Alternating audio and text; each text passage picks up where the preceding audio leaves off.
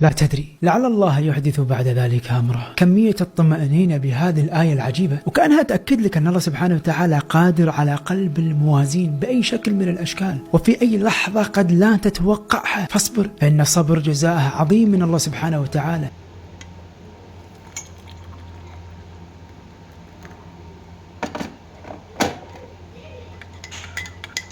يا اهلا بالحلوين، عاملين ايه؟ يا رب تكونوا بخير. النهارده بقى قلت ما اتاخرش عليكم في تنزيل الفيديو. هو الفيديو نازل متاخر شويه، بس هحاول ان شاء الله اليومين دول انزل لكم فيديوهات كتير. فاللي لسه اول مره يشوف قناتي ومش مشترك فيها، ما ينساش ان هو يشترك في القناه، وكمان يفعل زر الجرس علشان كل الفيديوهات الجديده توصله على طول. ويلا بينا نبتدي الروتين بتاعنا النهارده، هيعجبكم جدا. روتين خفيف وبسيط كده. اول ما قمت بقى من النوم قلت اعمل فطار، بما ان انا عدوة الفطار، يعني ما بفطرش اصلا، بس قلت اعمل حاجة خفيفة كده لان ورايا حاجات كتير في المطبخ الصراحة. فيعني قلت اعمل حاجة اكلها كده، يعني عملت بسكوتة مع كوباية شاي، وكان ده الفطار والحمد لله، بما ان انا كمان ما بحبش الفطار. المهم بقى بعد ما فطرت كده، جهزت الصينية. كنت هعمل غدا كده، كفتة، وهعمل رز بسمتي. فجهزت بقى صينية معايا، وبحط كده في الصينية شرايح من البصل، وشرايح طماطم، وشرايح فلفل. بس ما كانش عندي طماطم، فاكتفيت بس كده بالبصل والفلفل. الحاجات دي بتخلي طعم الكفتة حلو جدا. لما برص عليها كده الكفتة بتديلها طعم، وبتخلي طعمها حلو. المهم بقى الكفتة بقى كنت مجهزاها من بالليل، كنت فارمة اللحمة، وكنت حاطة التوابل بتاعتها، وحاطة كمان معاها فلفل حامي، لان احنا بنحب الحاجة تكون سبايسي شوية. وظبطتها وحطيتها في التلاجة، وهجيبها بس كده ان انا اصبعها وخلاص. حاجة لما بكون مجهزاها من بالليل بتريحني جدا، وفي نفس الوقت بيبقى كمان طعمها حلو، لانها بتبقى شاربة كده من التوابل، وبتفضل يوم كامل في التلاجة، فصراحة بتبقى طعمها احلى بكتير. جهز بقى كده معلقة من الخشب. بحب ان انا الكفتة اكون مثلا مصبعاها على عيدان الشيش، او معلقة خشب كده بحب اصبع عليها الكفتة، لان طبعا بتديلها، يعني بتخلي فيه فراغ جواها، فبتديلها طراوة كده وانت حطاها في الفرن، وكمان ما بتخليهاش تكش، يعني انت بتبقي عارفة الطول المناسب بتاع الكفتة ايه. فهجيب بقى كده المعلقة الخشب دي كانت عندي، فقلت اصبع عليها الكفتة.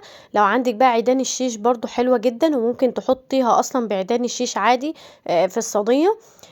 وبتطلعيها بتشيليها منها بكل سهولة.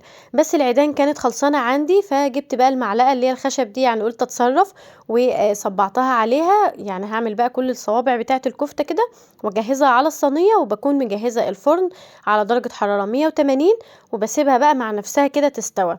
انا قلت اجهز الغدا بحيث بقى ان انا يكون الاكل معايا جاهز، لو حد في اي وقت محتاج ان هو يتغدى ما تجريش بقى حوالين نفسي، بسخن بس الاكل وخلاص. فعملت بقى كده كل صوابع الكفتة كده، وادخلها بقى الفرن.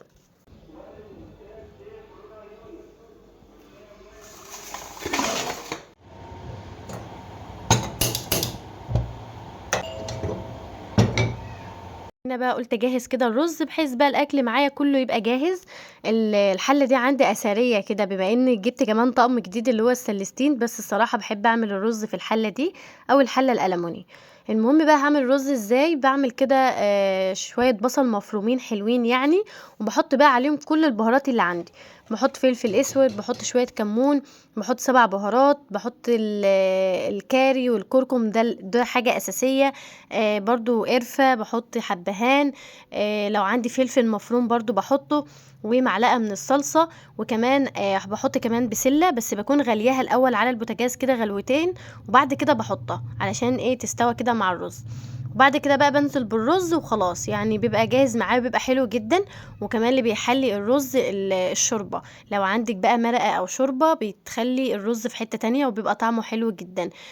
فهنا ما كانش صراحة عندي شوربة، فكان عندي مرقة دجاج، جهزتها كده في شوية مية مغليين، وهنزل بيها على الرز. انا عاملة كوبايتين من الرز، بحط عليهم كوبايتين ونص من المية.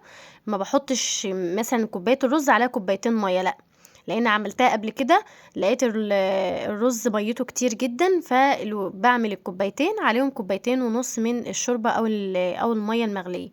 وخلاص بقى كده هنزل بقى بالشوربة، والرز يكون معايا جاهز.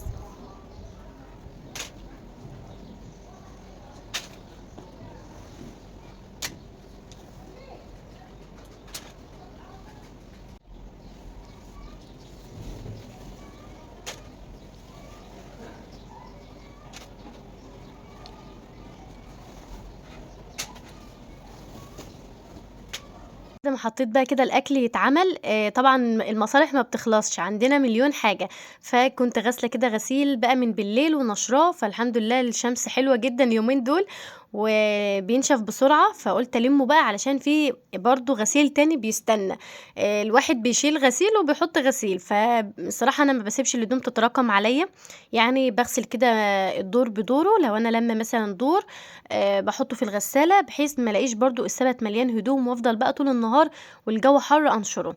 المهم بقى هنا كنت خلاص الهدوم الحمد لله اتغسلت، ما كانش فاضل غير ملاية كده برضه وكام فوطة، فغسلتهم حطيتهم في دور وغسلتهم.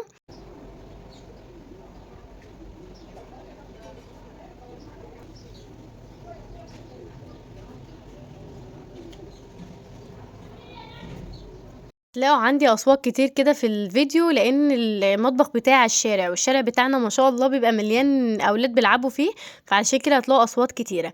المهم بقى طبعًا أنا لميت الهدوم فلازم تتطبق في وقتها، لإن لو هي ما اتطبقتش في وقتها هافضل بقى مثلًا راكناها كده، والواحد بيكاسل لمّا بيقعد بقى ويخلّص اللي وراه.